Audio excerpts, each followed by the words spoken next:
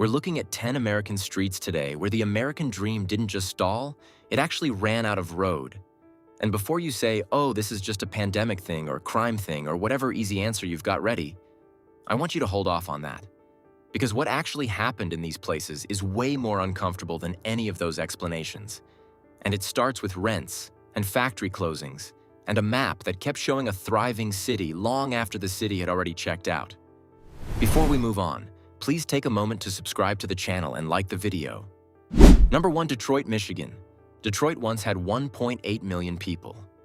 Right now, it's sitting at under 630,000, and the city's land area didn't shrink 1 inch, so you've got a place the size of San Francisco, Boston, and Manhattan combined trying to serve a population that bailed out decades ago.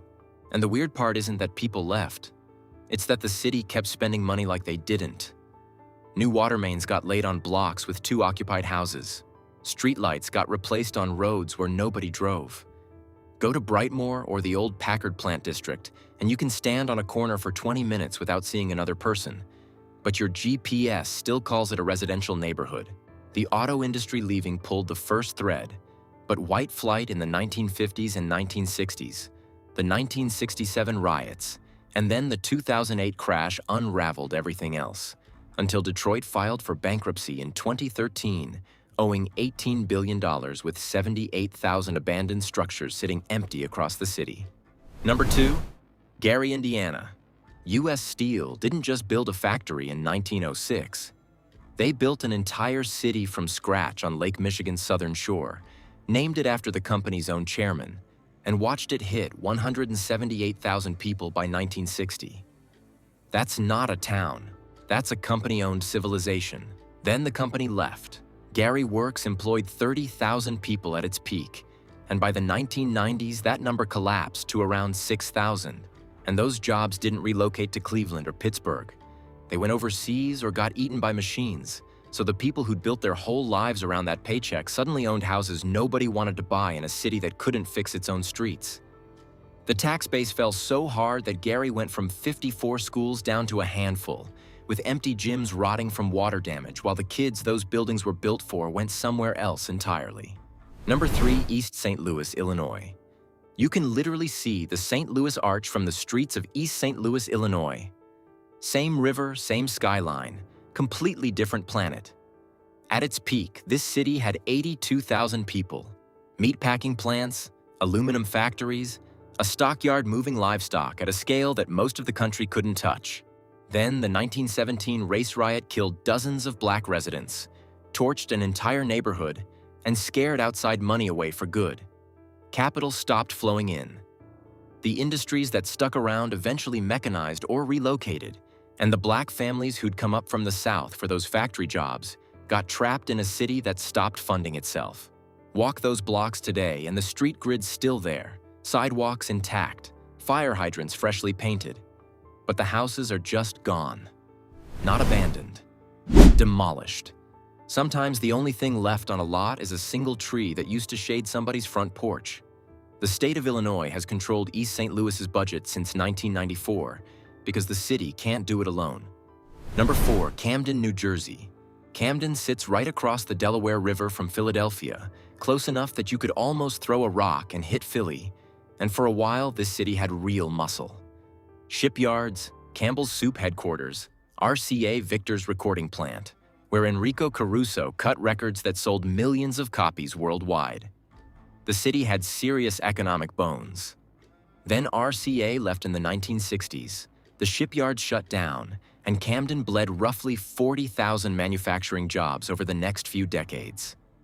The people holding mortgages on those North Camden row houses couldn't sell because nobody was buying, and they couldn't leave because they couldn't sell. The house that was supposed to build your family's wealth turned into an anchor. By 2012, Camden dissolved its entire police department because the city literally couldn't pay for one anymore. The row house walls are still standing, just showing the ghost outline of where someone's home used to be. Number 5, Youngstown, Ohio. September 19th, 1977. Youngstown Sheet and Tube announced it was shutting down Campbell Works, and 5,000 people lost their jobs in a single day. Locals called it Black Monday, and within a few years, the rest of the Mahoning Valley's steel operations folded too. wiping out roughly 50,000 jobs in a region that had zero backup plan. Youngstown's population peaked at 170,000 in 1930. Right now, it's under 60,000 and still dropping. So the city did something almost no American city has ever admitted out loud. It published an official plan saying the city should shrink on purpose, tear down vacant houses, cut services, and stop pretending a comeback was coming. The Eudora Park neighborhood, which used to have an actual amusement park, is mostly empty grass now. Number 6. Flint, Michigan. GM built Flint the same way U.S. Steel built Gary. And when GM started cutting and moving jobs in the 1980s, Flint dropped into the same spiral. Population falling, houses emptying, tax base gone. 1 in 5 housing units already sat vacant before anyone even heard the words, water crisis.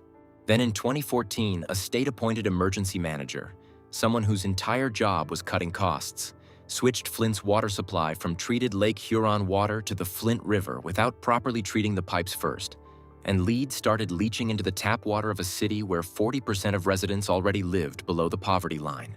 Number 7. Cleveland, Ohio. Certain neighborhoods. Cleveland gets held up as the comeback city, and okay, fine, parts of that are real. The downtown waterfront got money. The Cleveland Clinic employs tens of thousands of people. West Side neighborhoods have coffee shops and young professionals hunting cheap rent. That Cleveland exists. But drive east on St. Clair Avenue or Kinsman Road and you're in a completely different city. Glenville, Hof, Kinsman, these neighborhoods absorbed the black migration from the South in the 1940s and 1950s, got redlined by banks for decades so nobody could get a mortgage or a business loan, watched the factory jobs disappear, and then watched the recovery money go everywhere except here. Some census tracts run 35 to 40% vacant.